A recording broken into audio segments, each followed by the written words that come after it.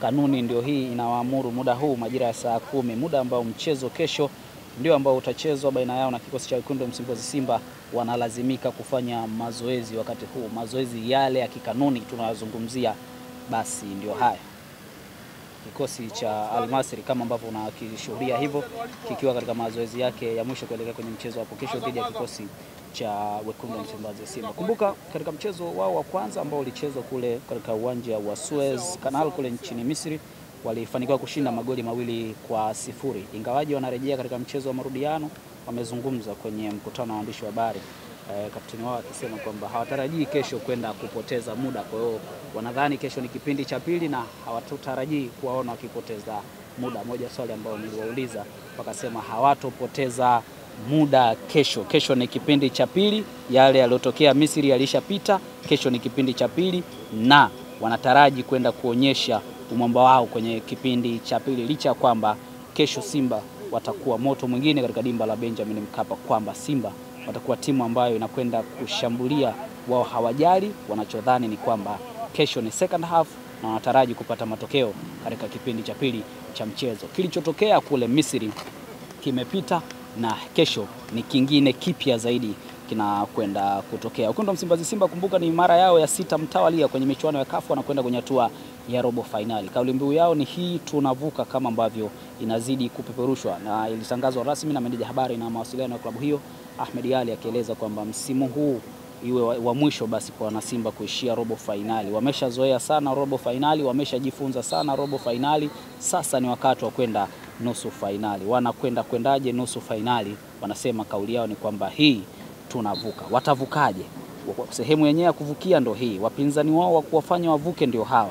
Itakuwaje hapo kesho? Ingawaje wamezungumza kwamba mchezaji aliyefunga goli la pili katika mchezo uliopita John Okoye hatakuwa sehemu ya kikosi hicho kutokana na majeraha majeruhi. Kwa hivyo bwana Nigeria yule hatakuwa sehemu ya kikosi, licha kwamba kwenye mchezo ule aliingia kipindi cha pili na kuzalisha goli la pili la mchezo.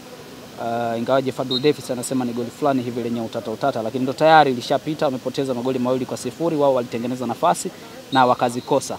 Tunatarajia kesho nafasi watakazozitengeneza basi ziwarejeshe ama ziwafanye mashabiki waliojia katika dimba la Benjamin Mkapa wainuke kwa shangwe, wainuke kwa furaha, waamini kwamba hii wanavuka. Kuhusu kuvuka ni jambo la kusubiri. Swala la kupata magoli katika dimba la Benjamin Mkapa ni jambo la kusubiri.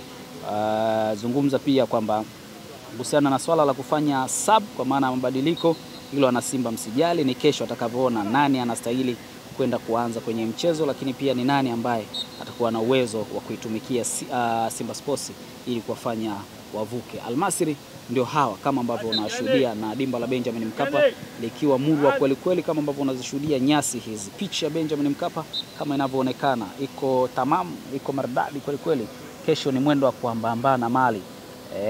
Kesho shuhudie kuona mbungi lingine zuri kweli kweli, na kwa sababu wametuahidi kwamba hawatolala, basi mpira utachezwa kweli kweli, na hatutarajii pia Simba walale kwa sababu wako nyuma magoli 2-0. Kwa hivyo kama wapinzani wao wanaongoza wamesema hawatolala, basi manake tutatarajia kuona nyasi hizi za Benjamin Mkapa ambazo zinaonekana katika muonekano maridadi kweli kweli, basi kesho zituonyeshe kwamba mnyama anakwenda robo finali kupitia nyasi hizi pendwa zaidi zenye historia ya hayati Benjamin Mkapa, rais wa awamu ya 3 wa serikali ya Jamhuri ya Muungano wa Tanzania. Hapa ndipo ambapo tunashuhudia Al-Masry wakifanya mazoezi yao ya mwisho kuelekea kwenye mchezo wa kesho dhidi ya Wekundu wa Msimbazi Simba, robo finali ya kombe la shirikisho barani Afrika, mkondo wa pili.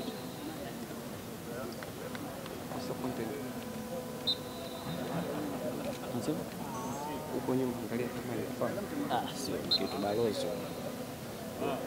Balozi.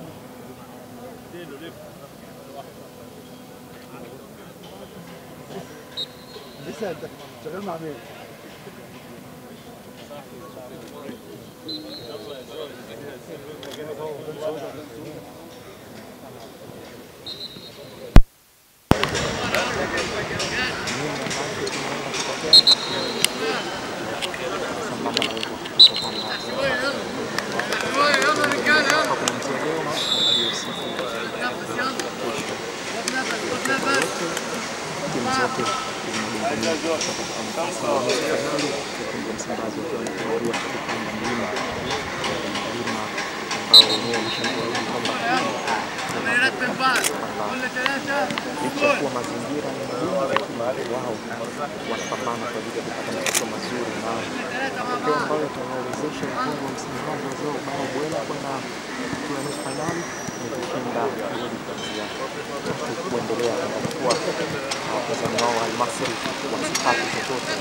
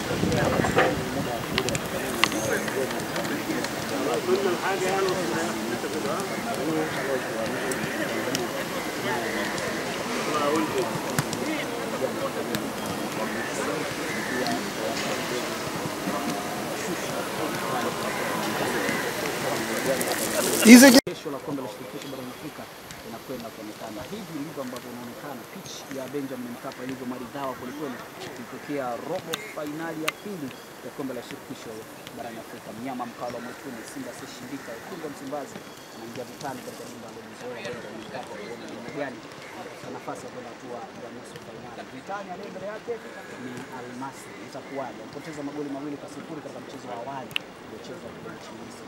Vipi mchezo huu ambao yeye sasa